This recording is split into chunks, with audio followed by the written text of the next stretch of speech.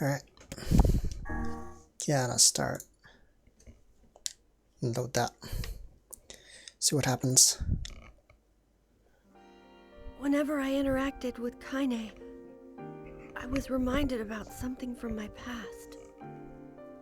Maybe my mind has been confusing her with my sister this whole time. Here we go.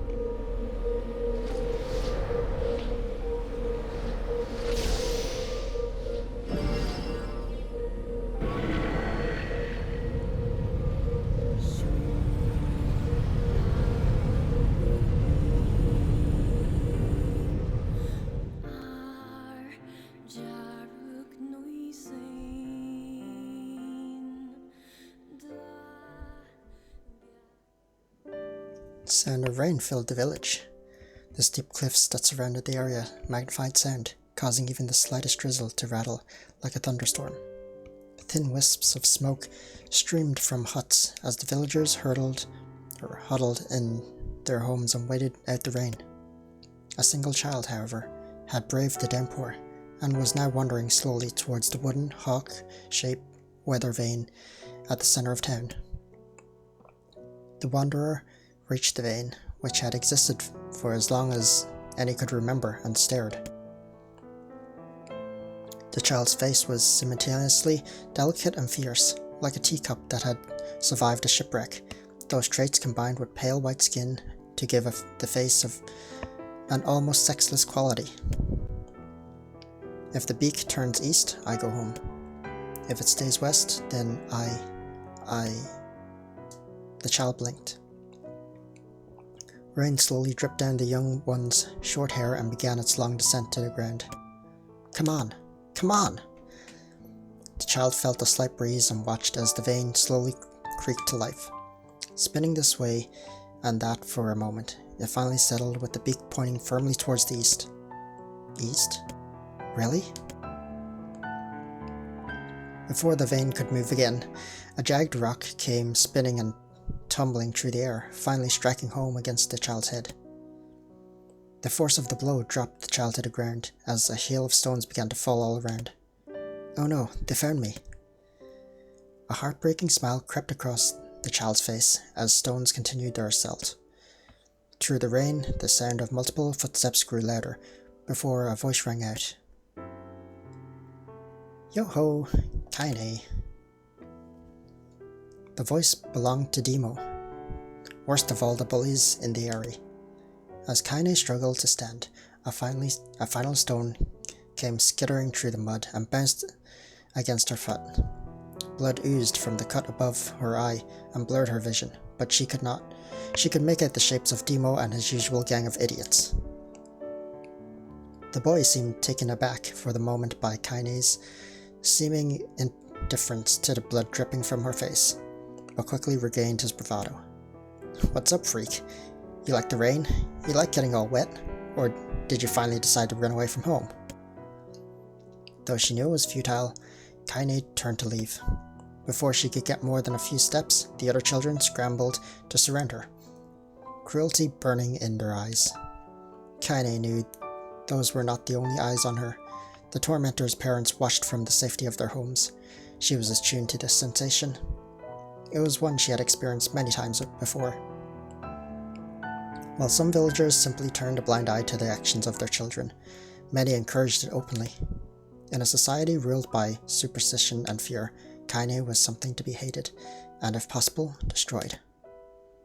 I didn't say you could leave, freak. Demo's words chewed at her like a worm through an apple. He can't hurt me, she lied to herself. Be strong, be brave. He can't hurt me, he can't hurt me, he can't hurt. Oh look, the little freak is gonna cry. What's wrong? Are you sad that everyone hates you and wants you dead? Kaine prayed for the rain to flood down and carry her away from a world that seemed to have no place for her. But if there were gods, they chose to ignore her. As Demo crept ever closer, the clouds began to thin and the rain slowed. Even the weather hates me. I'm useless. A failure. I wish Demo's rock had taken off my head. Kaine couldn't beat Demo's leering gaze. She lowered her eyes and stared at the muddy ground below. The bully moved forward until he was inches away. She could smell the scent of old meat on his breath. The boy grabbed Kaine's face with thick fingers and yanked it upwards. She tried to run away, but he forced her gaze back down. He forced her gaze back and jammed his thumb against her eyelid to pry it open. "You're a freak." No, I'm not." "Did you just say no?" Demo grinned evilly. "You don't say no to me. No one says no to me." Not even taking his attention from Kaine, he called to his cohorts. "Come on, guys. Let's give the freak what she deserves." As soon as Demo finished, kicks and blows began to rain down upon Kaine. Demo paused, still grinning, as Kaine curled into a ball and tried to make the pain stop. "I don't get you, freak. What you acting like a girl for, huh? Everyone knows what you really are." Kaine ignored the question, choosing instead to stare at the weather vane. It continued to point east, as if supremely confident about the future it had chosen for her. Go home? Yeah, that's a funny joke for someone with dead parents and no home to go to. "Freak," chanted the children. "Freak, freak, freak." Kaine closed her eyes and listened to the rain, waiting for the pain to start again. As the clutching hands of the village children closed around her, she bent her mind to the sound of the rain, letting it become her world entire. The rain fell, but the pain never came. Only when the laughter of her tormentors turned to terrified cries when did she dare open a single blood-caked eye. Kaine was shocked to see Demo sprawled on the ground, holding his head and screaming in pain. She could see blood welling from the spaces between his fat, twisted fingers. Oh my god, he's crying. He's actually crying. Deprived of their leader, the other children glanced back and forth between themselves, as if waiting for someone to step forward and take charge. When no savior emerged, they began an uneasy shuffle away from Kaine. But the young girl was the least of their concerns. Instead, their attention was wrapped on the ancient woman standing a few feet away. After struggling for breath for a moment, she finally spoke in a voice thick with rage. "Hurts like a bitch, don't it? Now I suggest you scatter before I throw another one. And if any of you little bastards ever touch my Kaine again, I'll do far worse than throw a rock. You can count on it." The old woman crouched down and gently touched the hands Demo was using to cover the wound. Before he could think to protest, she ground her palm into the wound and twisted back and forth. "Ow!" he screamed, leaping to his feet. "Stop it! What are you doing? Quit whining. Ain't no one ever died from a scratch." "You hit me with a rock, you stupid bitch. A big one. That thing could have killed me." The old woman shrugged. "Death is the best cure for the stupid." Demo's face twisted with rage at her words. Locking his eyes on Kaine, he took a step backward and spat on the ground. "Get out! Get it! Leave this village. No one wants you here. Either of you." Seeing the old woman grab another stone, Demo and his companions turned tail and ran. As they fled, the old woman grabbed her side and barked out a single laugh. "Ha! Look at the fat boy go. Guess he's healthy enough to run from a fight." The woman's smile faded as she turned her attention to Kaine. Kneeling down, she removed her shawl and placed it around the young girl's shoulders, then produced a cloth from the folds of her dress and began blotting at the blood on her forehead. "Oh, Kaine," she said, "why didn't you fight back? You're stronger than that lot." The words of her grandmother stung Kaine, and she turned away. "Don't be nice to me," she said. "I don't deserve it. Nothing matters anymore." Her tears, held in cheek for so long, finally began to fall on the muddy ground below. "Everyone hates me. They think I cause bad things to happen. They think I'm a freak. I wish I was dead." As Kaine's tears turned to sobs, she felt her grandmother's hands on her shoulders. Despite her advanced age and diminutive size, she was a woman of surprising strength, and Kaine found herself unable to turn away. Don't talk like that, Kaine. It's a river wide and deep that flows between the realms of this world and the next, and it grants no mercy to any that attempt the crossing. You got a duty to fight until your last breath, understand? The old woman tightened her grip and tried to still the tremor of her voice. You know the pain of losing someone close to you, Kaine. You know because you survived it. As the words hit home, Kaine was struck by the force of her love for the old woman. As a young child, she didn't even know of her grandmother, but when her parents died, the woman quickly accepted her as her own. Grandma, as Kaine called her, was cunning, vulgar, and quick to violence, but their first few years together had not been easy. But with each year that passed, Kaine and her grandmother had grown closer. However, it was only now, sitting in the mud and tears, and blood caking her face, that Kaine truly understood the depths of her affection. Here was a woman who had seen hard times, who had seen death, who had fought through all these things and somehow emerged on the other side. If anyone could understand Kaine's pain and loneliness, it was her. Do I make you sick, Grandma? Of course not. Don't be an ass. Kaine drew her mother's moth-eaten shawl around her body and shuddered. But my body, it's not normal. If I was normal, then Mom and Dad wouldn't... Hush, interrupted Grandma. I'll not hear another word of this nonsense. You're my granddaughter and I love you. And if folks have a problem with that, they can just go to hell. With that, the old woman reached out and placed a wreath of dried flowers in Kaine's hair. The skill it took to bend the flowers without breaking the stems or losing a single petal was remarkable, and the beauty of it made Kaine want to cry all over again. Oh my gosh, these are lunar tears. Grandma, you made this for me? Lunar tears were legendary flowers. Most people could live their entire lives without ever seeing one, and yet her grandmother had somehow collected a dozen or more. Kaine reached up and touched the wreath, as if she couldn't believe it was real.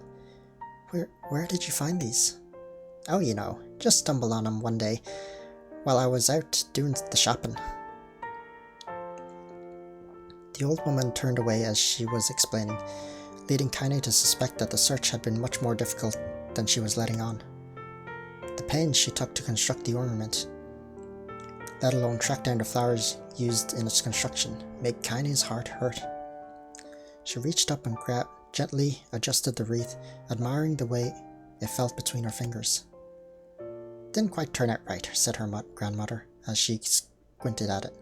These old hands have trouble with delicate work, but it sure looks good on a pretty girl like you. Kaine blushed and turned away. You think I'm pretty? Of course you are. What a fool thing to say. Thank you, Grandma. Her grandmother smiled. We're gonna be fine, you and me, she said. Long as we got each other, we'll be just fine. Kaine took her grandmother's hand in hers, and the two of them struggled to their feet. As they began the long walk home, Kaine gripped the hand with all her might, as if trying to stop smoke from drifting away in the wind. The rain had stopped. Kaine stood beneath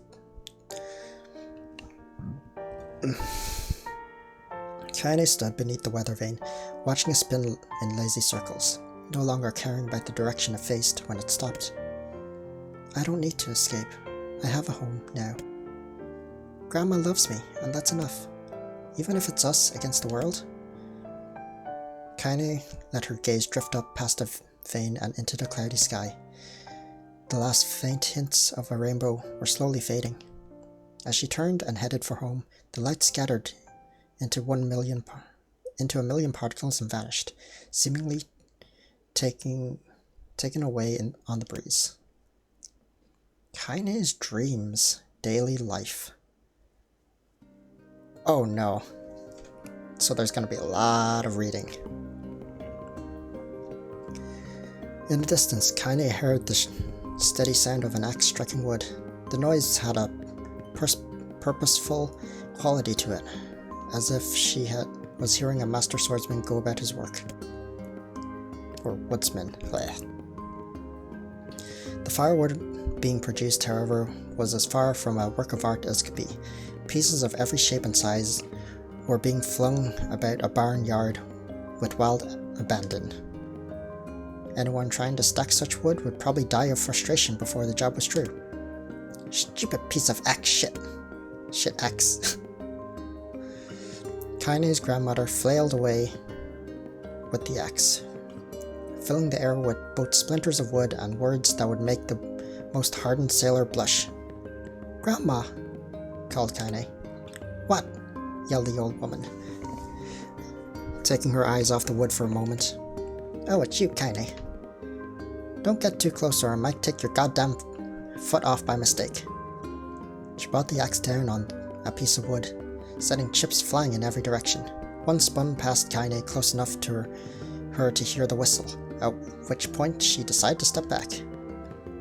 Once she scuttled to a safe distance, she cupped her hands around her mouth and shouted, "Grandma! Do you need help? I can get you water, or lunch, or a new axe or something." The axe, posed to strike another wobbly blow, paused in midair. The old woman considered her granddaughter's offer for a moment, then smiled. Tell you what, since I'm doing such a piss-poor job of chopping, why don't you come here and take over so I can get the water? Shades have been restless lately, you know. I don't want you running into one of them bastards." Relinquishing the axe, her grandmother picked up a long pole with wooden buckets on either end. Gathering water was by far the more difficult of the two jobs, but Kaine knew better than to complain. Once Grandma's mind was set, there was no changing it. Kaine did her best to help with the chores, but Grandma took every task that required travel to the village. Though she had a long list of plausible excuses, Kaine knew the real reason. She didn't want her granddaughter to be taunted and harassed by the villagers. Once Kaine moved in, Grandma decided to take up residence a good distance from the area. Out of sight, out of mind seemed to be the best policy when it came to the villagers and her granddaughter. And rare were the days when any but the two of them could be found on the rocky acre of land they called home. Kaine enjoyed the solitude, but harbored a secret resentment that her mother was forced to spend her golden years in such a place. After watching her grandmother leave, Kaine turned her attention to the task at hand. She had never chopped wood before in her life, and soon discovered why the woman hated the chore. Swing after swing of the axe produced only a tiny crack in the wood, and when she finally managed to connect with a solid stroke, the tool embedded itself in the log and refused to budge. Frustrated, Kaine swung the axe around her head and threw it, log and all, across the yard. Damn it, ah crap. She suddenly understood the joy her grandmother felt in a good curse. Happier now, she picked up the axe, unforced it from the wood, and resumed chopping. She had a natural skill with a blade, but the task was challenging, and blisters soon began to form on her small pink hands. This is tough. And my logs are all weird sizes. Spitting on her palms and ignoring the pain, Kaine redoubled her efforts. Just as she was developing a rhythm, Grandma returned from the village. Setting down her buckets with a small sigh, she took one look at the logs and coughed out a wheezy laugh. Pretty clumsy girl. You better practice if you..." Her grandmother suddenly collapsed to her knees, causing one of the buckets to wobble precariously. Eyes wide, Kaine dropped the axe and ran to her grandmother's side. "Grandma!" The old woman shook her head and pointed a trembling finger at the bucket. Get the bucket. Can't let it spill." Kaine steadied the bucket with a foot as she knelt by her grandmother. A small bit of water sloshed over the side and made a new home in the hem of her dress, but Kaine didn't notice. Grandma, what's happening?" Crazed with panic, she grabbed her grandmother by the shoulders and shook. After a moment, the woman lifted her arms and batted Kaine away. "Stop that! Just stop now," she cried, breathing heavily. "It ain't like I'm dying. Just tired from the trip is all." Kaine desperately wanted to believe her, but one look at the old woman's shaking hands and worn face told her more than words ever could. Her grandmother had lived a long, hard life, and it seemed like the bill was coming due. The time when her grandmother watched over Kaine was ending. Sooner than either of them had feared, the positions would be reversed. The next morning, Kaine came to the side of her grandmother's bed and took her wrinkled hand. "Grandma, you're sick, and you need medicine. I'm going to the village." The old woman shook her head and tried to rise, but Kaine gently pushed her down. "It's all right," she said. "I'll be fine." Her grandmother fixed her with a gaze that could melt the steel. After what seemed like an eternity, she finally lowered her eyes and sighed. "Well, I don't like it, goddammit, but I guess I should quit being so stubborn and let you grow up." The old woman watched as Kaine strapped her boots and made her way down the road to the village. Hours later, as an unseen sun made its way across a dark and rainy sky, she was still watching. Kaine moved at a brisk pace, checking her pockets every few minutes to make sure the money her grandmother gave her was still there. Every noise caused her to spin on her heels, making sure she wasn't being stalked by a shade, or worse, Demo and his gang. But she encountered neither tormentors nor shades, and Kaine finally found herself at the entrance of the village. The few adults she could see glanced sideways at her, then muttered to each other behind raised hands before slinking away into the shadows. Her heart racing, Kaine took a series of rapid, shallow breaths and tried to calm herself. "I have to prove myself. I have to help Grandma. I have to be strong." She chanted those words to herself over and over as she slowly made her way. Finally, her eyes settled on a rotund, older woman who was angrily waving her arms in the air and telling anyone who would listen exactly what she thought of Kaine's presence. "Hey lady," said Kaine, with a bravado she did not feel. "Where's the hypocrisy?" The woman's flabby cheeks shook in bewildered anger. "How dare this thing speak to me?" they seemed to say.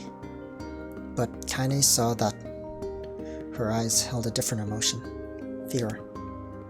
"Yeah, we're both scared, lady. Trust me on this one." "Which way?" Kaine repeated. The woman pointed at a small building to her right before hitching up her dress and stumbling off in the other direction. Kaine cringed, expecting a stone to come flying from the assembled crowd, but none came. Her mind was filled with a strange sense of pride as she made her way to the hypocrisy, but the new emotion had little time to take root, for as soon as she opened the door, she noticed a familiar customer at the counter.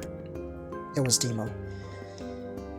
He had clearly been sent here on some kind of family errand, because his gang of followers was nowhere to be found. "Oh my god," he sputtered. What are you doing here, freak?"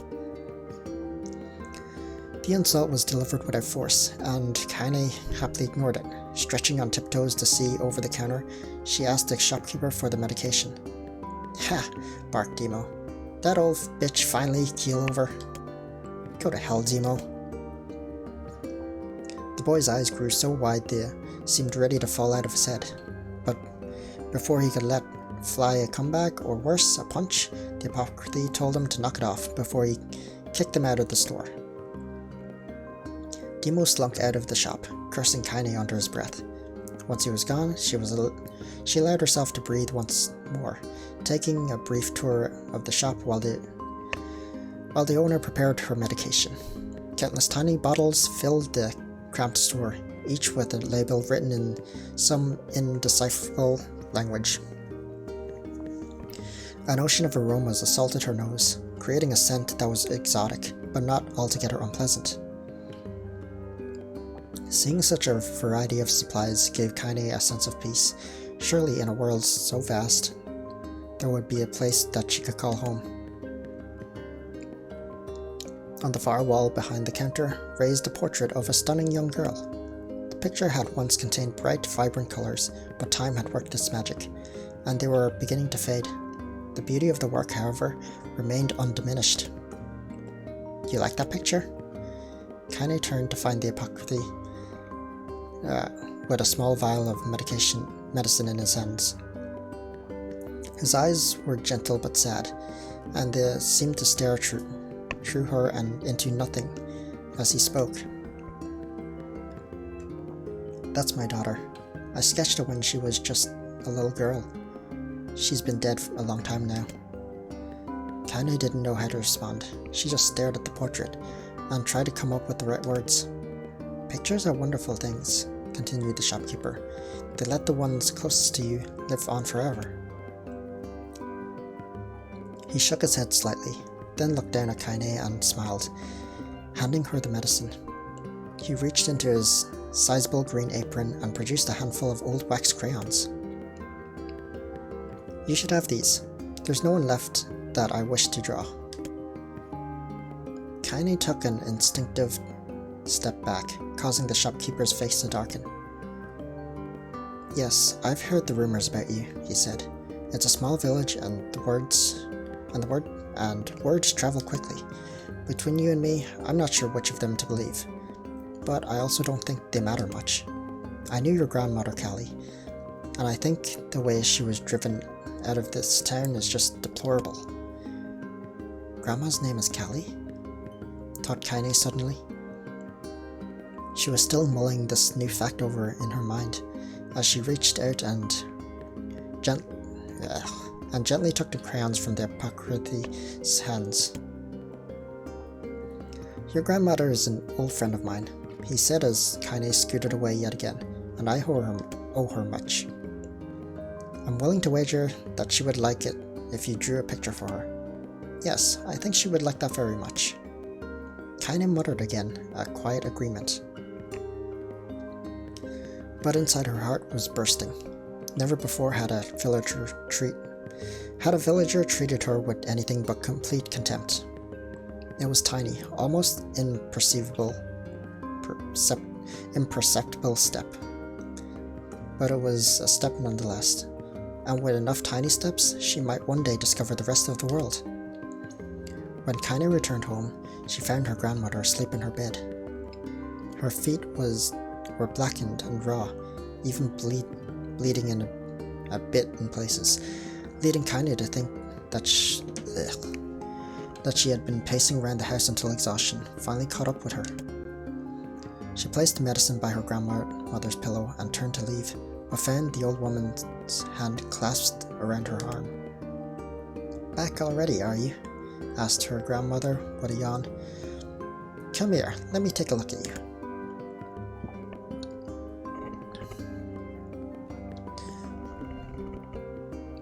Grandma sat up and examined Kaine from head to toe. Finally satisfied that nothing terrible had befallen her grandchild, she leaned back and allowed herself to relax. Well, how was it? Did those bastards give you any trouble? It was kind of fun, said Kaine with a small smile. Seriously. No, seriously, it was. It was fun, was it? Asked her grandmother in a voice which implied she believed anything but. Uh-huh. So, anytime you need me to run an errand, just let me know. As she spoke, Kaine removed the crayons from her pocket. After a brief explanation of their source, she informed her grandmother that she was going to sketch her a portrait. A portrait of me? Ridiculous. No one wants to stare at a wrinkled old crone. But Grandma, it'll make you live forever.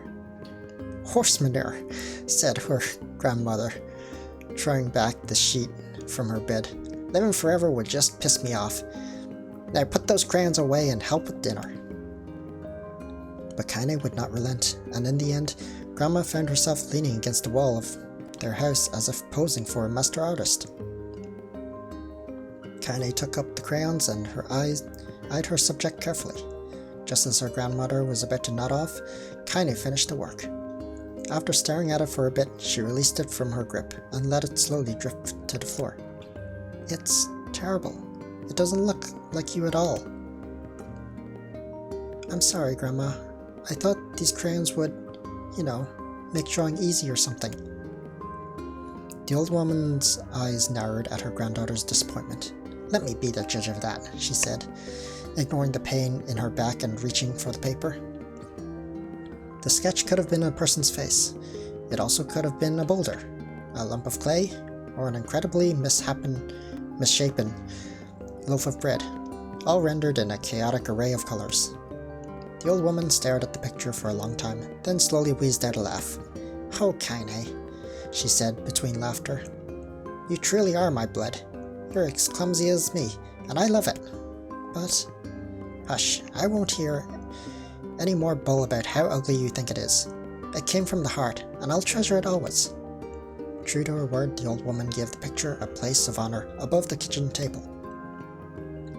In the days that followed, Kaine would often catch her staring at the portrait, with a strange smile on her face, an action she interpreted as silent, mocking laughter. A week later, Kaine could stand it no more and asked her grandmother to take the artwork down. Posh, said the old woman. I'll take this down when they roll me in my shroud. She pondered this for a bit, then turned to Kaine and dropped to one knee. Listen to me, girl.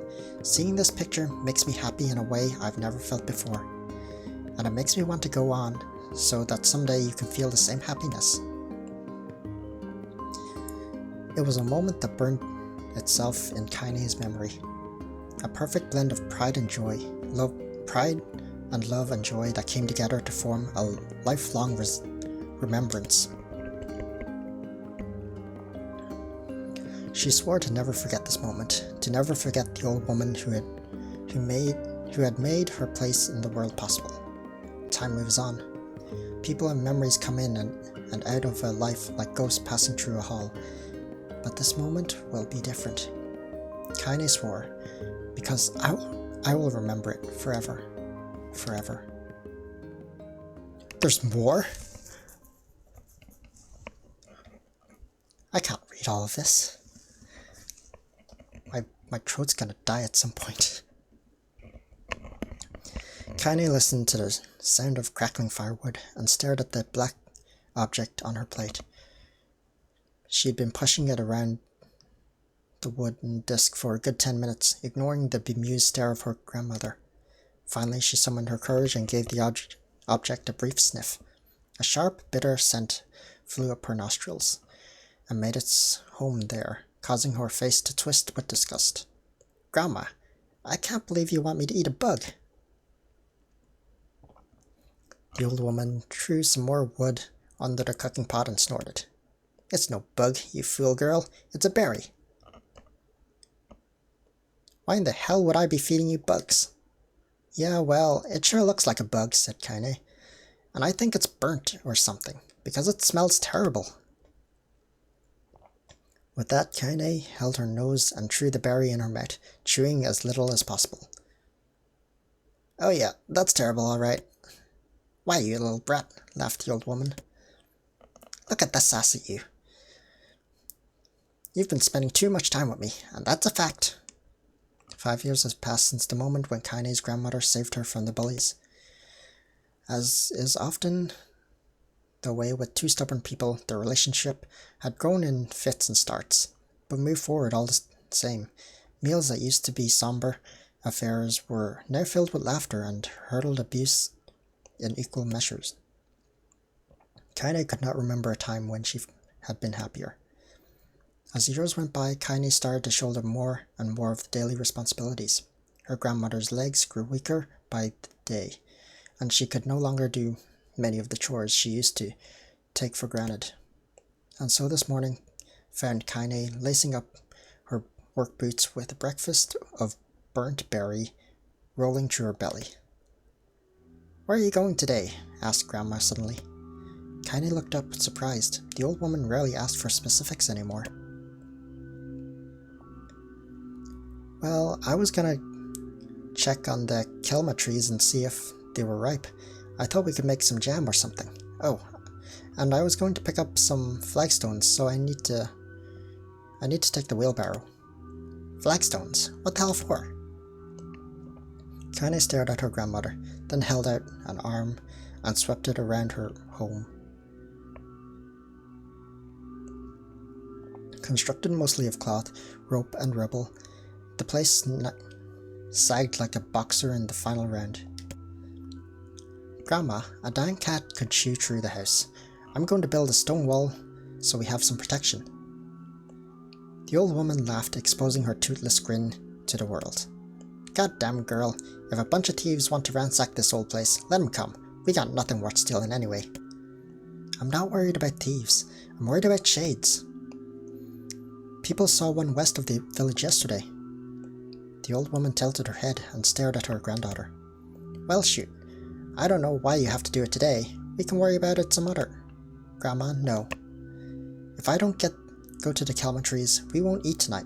You know that. A confused expression passed across the old woman's face, and for a moment she was a small child lost at the carnival. Yes, she said after a bit. Yes, of course you're right. I'm sorry, Kaine. Lately it seems my mind is...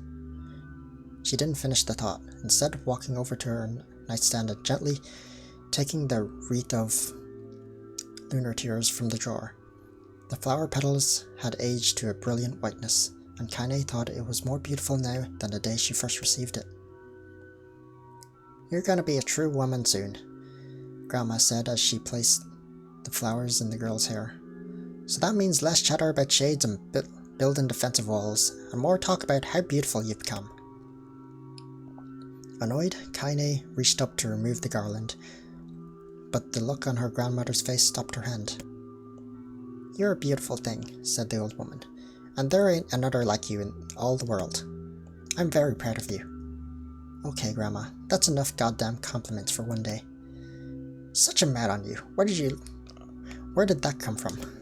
Gee, I wonder. I'll teach you to sass me, girl, yelled Grandma. Suddenly she lurched forward and grabbed Kaine by the ears, pulling her around the room with a crazed grin on her face. Grandma, yelled Kaine in a quaking voice. Grandma, stop! What the hell? The old woman stared at her and blinked, then suddenly held her wrinkled hands out as if it was the first time she had ever seen them. Oh, I don't know what happened there. I'm sorry, girl. Sometimes my mind just... Kaine thought the look on her grandmother's face was the most heartbreaking thing she had ever seen. Listen, she began. Maybe I should stay home after all. No, I won't have you stay here and keep an eye on an old codger like me. You go get your fruit and your wall and whatnot. I'll be fine. And when you come back, I'll have a nice grasshopper dinner for you. Kaine rolled her eyes, then kissed her grandmother on the forehead, and made ready to depart. Trying desperately to ignore the worry that was gnawing at the walls of her heart, Kaine could feel that the old woman's eyes watching her as she moved down the path. Don't turn around, she told herself, but in the end the temptation was too great. She spun her heel for one final look and saw a small, bent woman standing in front of a ramshackle hut, with a sad expression on her face. God, she looks so old now. It's like the wind could reach down and just carry her away. Kaine worried about her grandma all day, causing her work to suffer. What little fruit she could collect was tossed carelessly into the wheelbarrow, and she only found a couple of stones before losing interest in the project. Finally, as dusk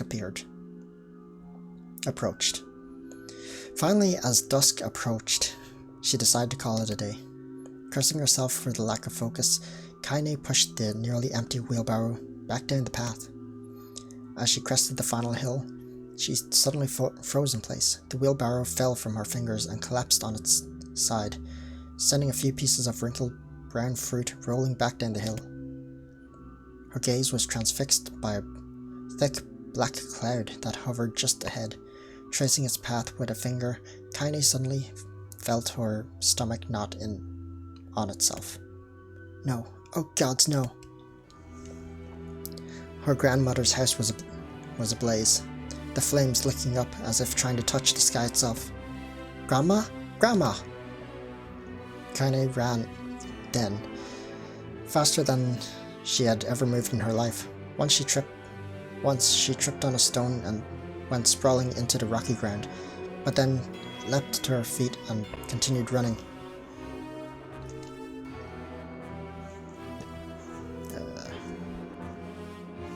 1 second.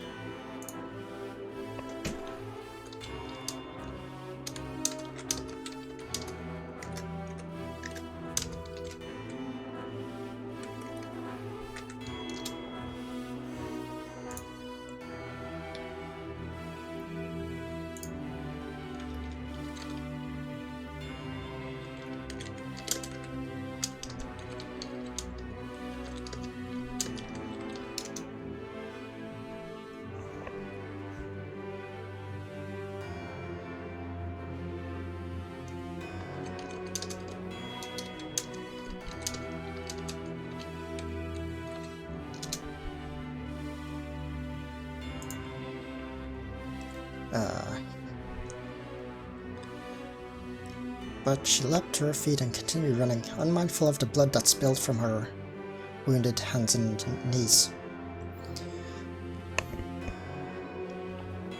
As she got closer and closer, Kaine's mind began to race in time with her footfalls. It's too dark. It's too dark. Not just fire. Can't be fire. Too much smoke. Gotta save her. Gotta save her. She burst into the front yard and came to a sudden halt. Her worst suspicions confirmed. The smoke from the fire was mingling with the thick, inky blackness of an enormous shade. The massive creature supported itself on 3 twisted feet and achieved balance through means of a large armored tail.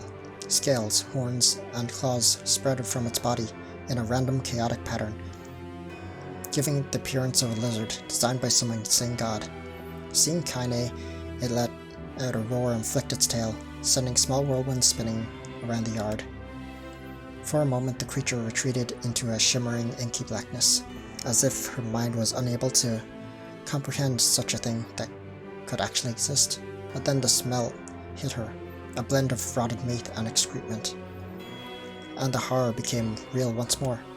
The creature bellowed again, and this time Kaine responded with a scream of her own. "Alright, you bastard," she thought as her scream echoed off the high cliffs around them. "It's you or me, let's go." The shade eyed Kaine with bemused interest. Then it began looking from her to the house and back again, as if urging her to look at the destruction it had gleefully wrought. With dread building in her heart, Kaine glanced towards the house. Through the smoke and flames, she spotted a small figure struggling to escape the ruins. "Grandma!" At the sound of her voice, the old woman began waving frantically. "She's alive," thought Kaine. "She's alive!" Kaine's legs sprung to life as she raced across the yard, towards the flaming wreckage of the house. Before she could advance more than a few steps, the shade opened its mouth and let out a roar powerful enough to uproot trees and send them flying. The blast sent Kaine tumbling through the air before smashing her against the rocky earth. Stars danced in front of her eyes as she tried to remember how her legs worked. "Get up! Get up! Get up! Get up! Get up now!" As Kaine struggled to her feet, the shade stomped towards the house and pinned her grandmother to the ground with the tip of a claw. The old woman struggled to move the claw from her stomach, but she might as well have been pushing a mountain.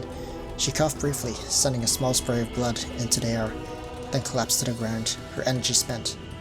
Kaine lurched to her feet, only to fall back to earth with a gasp. Her ankles were on fire. One or both of them were surely broken. Ignoring the pain that screamed through her body, she began dragging herself across the ground, leaving a drunken trail of dust and blood in her wake. "Grandma, hold on. Just a little longer." Her grandmother's face was turning blue, her eyes rolling back until only the whites were exposed. Kaine pulled herself across the ground with maddening slowness. The distance seemed to increase with every second that passed. The shade glanced between the two women and flicked out its tongue, its giant mouth turning up at the corners. Short panting breaths bleached from somewhere deep inside its core. Bastard, laughing at us. She had no idea how such a mindless creature could experience motion, but there could be no doubt that the shade was taking joy in their suffering. Yeah, I see your plan. The shade moved its claws slightly, allowing Grandma to breathe again. It was clearly keeping her alive, only to snuff out her life when Kaine was close enough to touch her. I'm gonna kill this bastard. Summoning all her strength, Kaine rose to her feet. There was a sickening snap from her right ankle as the foot twisted backwards, as she forced it from her mind and began to hobble towards the monster. Pulling a small knife from her pocket at her waist, she leapt on the foot that pinned her grandmother and plunged the weapon deep. Give her back, she screamed. Give her back to me. It was like stabbing a rock. After a few swipes, the knife broke at the hilt with a dull snap. The shade panted laughter again, then raised its tail and sent it rushing through the air towards the young girl that was latched to its foot. Kaine never had a chance. The tail struck her square in the chest and sent her crashing into the burning wreckage of the home. As she lay on the ground with blood pouring from multiple wounds, a small weak voice spoke up. Kaine? Kaine's vision blurred as she forced herself to focus on the sound. Finally, her eyes cleared enough for her to make out her grandmother's hand reaching out to her through the smoke. Grandma? Kaine, you gotta run. You can't defeat him. Kaine grabbed the hands and held on with all her might. Grandma, come on, we have to go. The old woman coughed loudly. One of her hands, slick with blood, slipped from Kaine's grasp and thumped to the ground below. Grandma, no. No. I said run, goddammit. You have to live. You have to get through. The thought would stay forever unfinished. Before she could say another word, the shade's clawed foot descended, smashing through the remains of the roof, and down upon the shattered figure of the old woman. Blood oozed thickly from gaps in the creature's toes as the terrible, putrid smell assaulted Kaine's nose once again. She stared at the foot, dumbfounded, convinced that what she was seeing could not possibly be real. When the creature finally lifted its appendage, all that remained underneath was a twisted, unrecognizable mass of rubble and red. Her grandmother was gone. Kaine blinked, trying to feel the hands, which had been in hers just a moment before. For a fleeting instant, she could remember the warmth of that embrace, the trembling of the fingers, but then the sensation drifted away on the breeze and was gone. Memories flashed through Kaine's mind, one after the other, faster and faster, until they became a meaningless jangle of noise. Kaine screamed then, a thunderous sound that echoed off the cliffs and seemed to roll away forever. The shade eased forward, black ichor pouring from its mouth and dissolving into smoke on the ground below. The earth shook with every step as it crept towards its prey. Kaine's body slowly rose as if controlled by a mad puppet master. Her arms and legs were bent at impossible angles. Her head lolled dangerously to the side, yet somehow she managed to stand. Staring at the shade, her eyes began to glow with a deep red fire. The creature, so confident just moments before, took a slow, hesitant step backwards, trying to discern if this broken human could possibly pose a threat. Kaine seized the moment, laughing like a madwoman. She leapt into the air and plunged the shattered hilt of her knife deep into the leg of the shade. The shade shook Kaine off like a fly, sending her crashing to the earth once again. Her chest rose and fell slowly, as if a great weight were resting on it. Moist sounds of pain echoed through her mind. Something warm and thick oozed from her ears. Is that blood? Think it is. Think I'm bleeding to death. No, can't can't die. Grandma told me to live. Deep inside Kaine's mind, something finally broke. The sound, the pain, the smoke and the flames, all of it faded away until all that remained was a single incantation, repeated over and over again. Kill it. Kill it. Kill it. Kill it now. As the spark that was Kaine slowly began to flicker and die, she felt her desire to kill and her desire to live blend into one. The distance between heartbeats grew longer and longer and longer.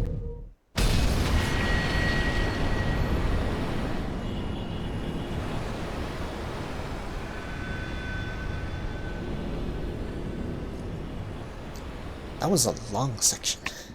Well, I guess it wasn't that long. Now we know about Kaine's past a bit. The beast approaches. Oh, I got it.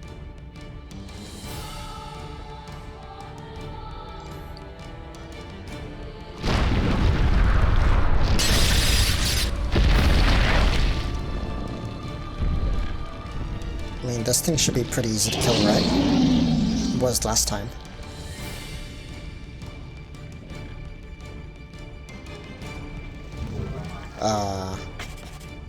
Unset. No wonder it didn't go off. That's not the right one. It like give you default stuff. The default settings. Ow. What aim this creature must have. How did it even survive these past 5 years? I'm not gonna let this happen again. He dies today. My sword feels lighter. It's not the blade, but the skill of the user. Strike him down! I do so much damage. Okay.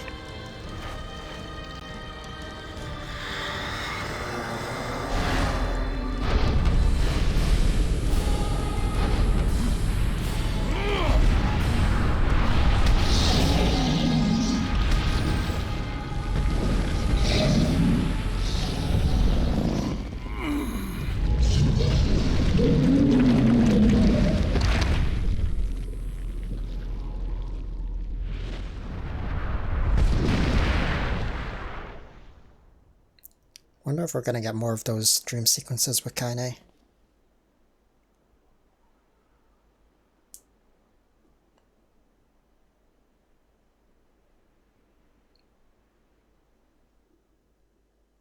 I guess that's a yes. I was hoping it wasn't gonna be this soon. Gently, weakly, softly. The shade, sure at its tormentor was dead, turned and stomped towards the horizon, stopping along the way to bellow one final roar. Couldn't kill it. So sorry, Grandma. Couldn't avenge you.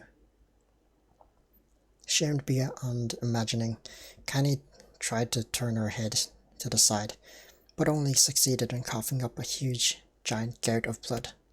It was getting difficult to see, and only after a moment of fierce concentration did she realize that her left eye was gone. Laughing to herself, she turned her remaining eye to the ruins of her home, and noticed a ragged stump of arm resting a few feet away. Yeah, that's mine, she thought with a mad giggle. This is gonna make clapping a real bitch. Ha! Cried a sudden voice from the depths of her mind. Finally gonna die, are ya? Well, you had it coming. Go to hell, Demo. She thought at the unseen assailant. Go to hell before I pluck out your eyes and feed him to a dog. The voice of her childhood terror evaporated into smoke, only to be replaced by another, more recent voice. Hold still, said the apothecary, materializing from the ruins like a ghost. I want to draw you. That way you can live forever. No, stop. I don't want to live forever. Want to die right here. I see, he said quietly. Well, if that's how you want it. The spectral shopkeeper fluttered in and out of existence for a moment, then produced a piece of paper and sketched quickly. After a few seconds, he turned the page to Kaine and smiled. Since you rejected my offer, I decided to draw someone else. It was a picture of her grandmother, real as life. Kaine opened her mouth to thank the man, but stopped as the picture began to blacken in the middle. Before she could say anything, thousands of multi-legged insects began to swarm across the image, tearing at it with sharpened pincers. Stop! No! Don't hurt that picture! Kaine reached out with her remaining arm and waved futilely in the air. To her surprise, the insects fell off the picture and to the ground, where they vanished into tiny black tendrils of smoke. Relieved, Kaine turned her good eye back to the picture, only to open her mouth in a silent scream.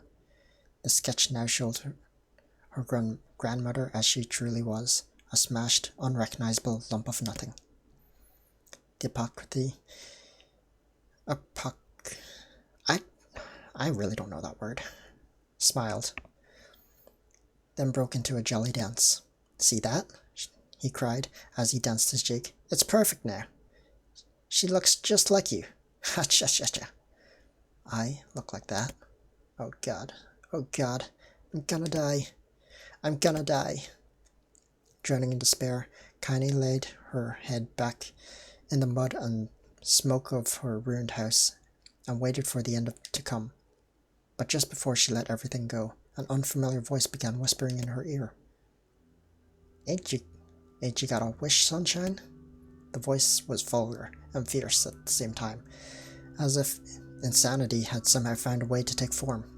Kaine wanted to scream at the voice as the voice crawled under her skin, but her lungs refused to work.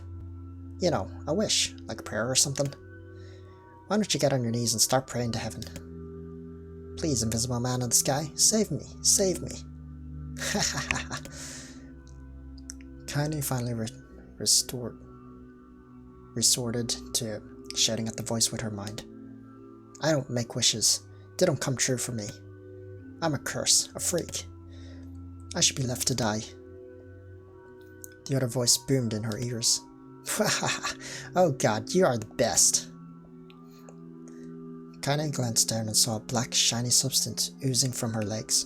She tried to brush it away, but her remaining arm would no longer respond. The substance slowly crept around her feet, and then began moving up towards the rest of her body. Is this death? Is this what it's like? Or is my mind just losing itself? She could feel the slime oozing upwards, feel the hot, searing pain as it left in its wake. Whatever else might be happening, she was still alive, and this was real. Come on, said the voice. Let it go. Kaine tried to ignore the voice and concentrate on the pain, but the newcomer would have none of it. Don't ignore me, sunshine. You're ready to give up. Ready to die. So why not let me have it? Have what? Your body. Come on, give it to me. Give it to me. I want to stand on the ground, feel the rain, taste the wind. The voice paused, as if licking its lips. When it resumed, it was filled with mad, unabated joy. And I want to take your hands and use them to choke the goddamn life out of people. I want to tear out their throats and bathe in the blood, just like before. In response, Kaine shifted her head and vomited. The warmth of it crept down her front and mingled with the pain of the encroaching black ooze. Are you a shade? Yeah, maybe. What of it? The slime reached her face, crept up past her nose, and slowly oozed into the socket of her missing eye. The moment it touched her brain, Kaine was struck by the most powerful sensation she'd ever felt in her life. It was ecstasy. She wanted to scream with delight, but all she could manage was a small whispered moan. Feels good, doesn't it? Asked the voice with a chuckle. Yeah, what can I say? I know how to please the ladies. Now give me that body. Come on, give me the body, and I'll give you more of this feeling. It's fair trade. The black lump began to protrude from Kaine's side. As she watched, it grew longer and thicker, eventually taking the form of her missing arm. I can see better, she thought. My eye must be growing back too. The slime reached up to envelop the rest of her face, but she managed to brush it away. Stop, she whispered, marveling at how she had regained her voice. Stop. The black ooze hesitated, as if considering this request, then quickly shimmered down her body before disappearing in a cloud of smoke. Ah, what the hell, Sunshine? Screamed the voice. We had a deal.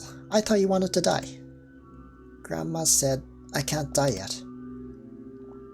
A brief image of her grandmother, bloodied and broken, flashed before her eyes. She saw the shade that had killed her and heard its mocking laughter, then closed her eyes and forced the image from her mind. Her whole body was quaking with rage. When she opened her eyes again, they burned bright red. That thing took my grandmother. I have to kill it before I die. Kaine glanced down and saw a mysterious pattern, the pattern of the shades, burn itself into her left arm. Well, I'll be damned, said the voice cheerfully. Look at that, Sunshine. I think you and me are going to be good friends now. Kaine stared intently at her arm. The more emotional she felt, the more the letters seemed ready to puncture her skin and began infecting the rest of her body. The arm clearly had a will of its own now. Stop. Gotta stop. Holding her left arm in her right, Kaine took a deep breath and tried to calm herself. Come on, don't fight it, pleaded the voice. Hate's my favorite dish, and I'm hungry. Let it go. Feel the anger. Burn with the fire of revenge. Thirst for blood. Then go out there and... Shut up. Shut up and get the hell out of my body. Haha. Your body? Oh, that's rich, Sunshine. Real rich. Look, why don't you just up and die so I can have the body all to myself? What do you say? I bet those buddy of yours in the area would love to see you dead. Kaine grabbed a nearby shard of glass and tried to saw off the shade-infected portion of her side. Before she could, her darkened left arm grabbed her right wrist, crushing it. Kaine screamed and dropped the shard as the sound of the bone crushing on bone filled air. Stupid idiot girl, you're possessed now, Sunshine, and there ain't no going back. The voice laughed again, a loud, long wail that seemed to go on without end. Possessed? Whispered Kaine. Yeah, possessed. You and me. We got what you might call a timeshare agreement. Remember how folks used to think you were a freak? Well, wait till they get a load of you now. Kaine looked up, tears in her eyes. The skies seemed smaller somehow, darker. Is this because of that shade? Is this how they see the world? So, listen, purred the voice. I know this whole possession thing seems a bit sudden, but it ain't all bad. There's plenty in it for you too.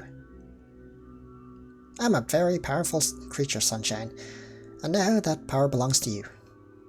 You got enemies? People you want to kill? I can make it happen. That little fat kid who kept picking on you? That big old shade who squashed your granny? We'll wrap him up in their own hassles. No more abuse for you, Sunshine. No more pain. Wait, said Kaine. You're Shade. Why would you help me kill another Shade? What? You think I'm some kind of racist? Some killing snob? I don't give a good goddamn who you murder, honey pants. I just want to drink from the well. Kaine considered this as she struggled to her feet, the power of the shade coursing through her body, through her. The smoke from her house was drifting away with the wind, and she enjoyed the way the cool evening breeze felt on her new left arm. After a long pause, the voice spoke up again. So, how about it? You and me? We could have some good times together. Look, I'll even take care of the bloody part if you don't want. Fuck off, asshole, muttered Kaine. I'll handle the killing. Ha ha ha, screamed the voice. Look at you go, oh Sunshine. We're gonna have so much fun. So listen, my name's Tyren. And if you ever need me, I'll be just hanging out in this piece of meat you call a heart. Now get to it. The more you kill, the more your heart turns rotten and sour. And I like rotten and sour. Kaine found herself nodding at the voice. Yeah, she said. Yeah, I think this can work. I'm gonna find that shade, and I'm gonna strangle it with its own guts. And when I'm done, I'm gonna do the same to you, Tyran. Count on it. Ha! Laughed Tyran. I've shit bigger than you, so good luck with that. Oh, and hey, one more thing. Right now, you and me are sharing this body, but if you ever run out of hate, if you ever, go soft, then I'm gonna take over everything. So keep on killing, Sunshine, and watch your back. The voice grew fainter and gradually faded away, fading to somewhere deep inside Kaine herself. Kaine waited until she was sure the voice was gone, then waved her new left arm around a few times. It feels perfectly normal, she thought. It feels like mine.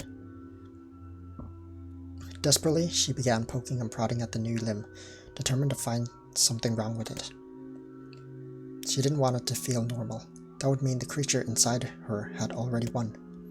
I'm not a shade. I'm Kaine. Repeating this mantra in her head, she slowly began digging through the rubble of her house, being careful to ignore a certain red-stained spot in the corner. Finally, after what seemed like an eternity of heartbreaking work, she found what she was looking for. It was the wreath of lunar tears. Though it had been through hell and back, the garland's petals were as bright as ever.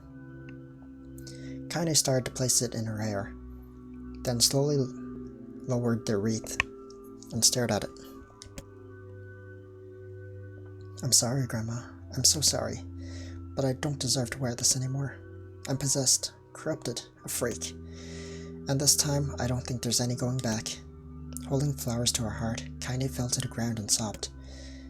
As night gradually lightened to dawn, and the people of the area rose to their daily lives, she remained in that position, as if tears could somehow wash away the horror that now infected her world.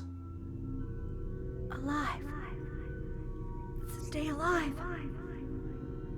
Stay alive. Grandma? Kaine, you gotta live. You gotta come back to us.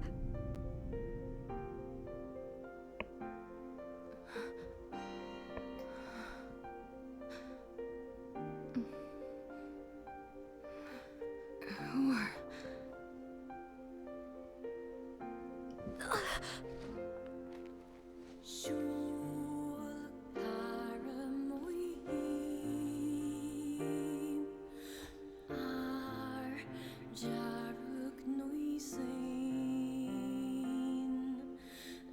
Emil, you were the one calling me, huh?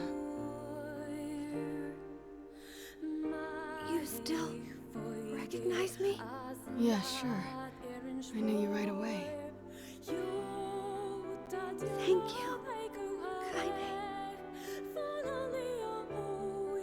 Good to see you, Kaine. You look like shit. How long has it been? 5 years.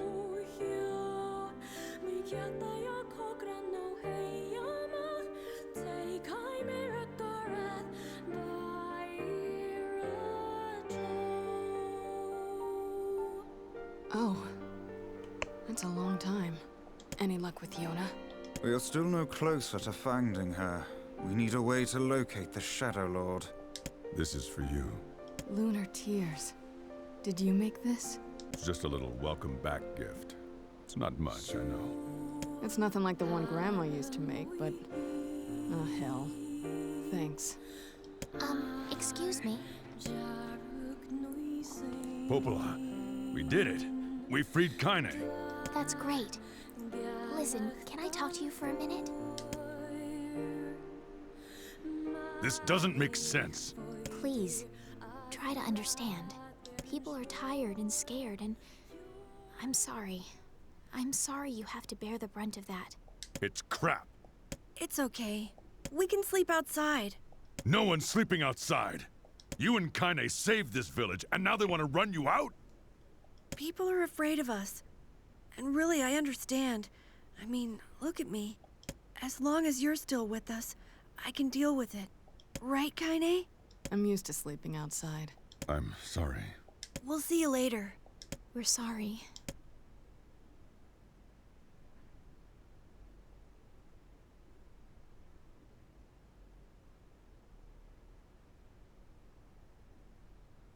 What is the matter? Kaine always sleeps outside. I never thought about that until just now. How could I have not noticed that? How selfish am I? What the hell is wrong with me? We should turn in.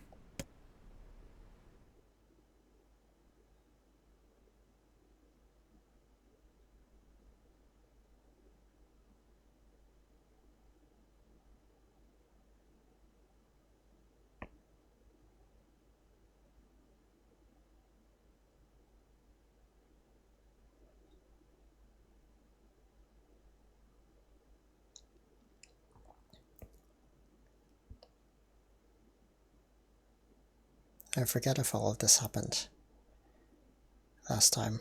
At least this text.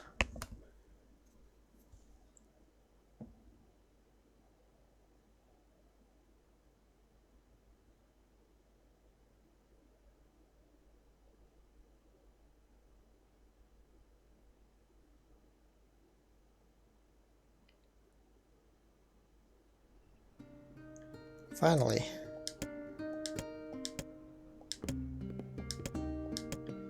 Alright. That was sort of long. Hey, stuff. Gold. And more gold. Do I have my quest still? Okay, so I have to accept the quests again. Do I have mail? No.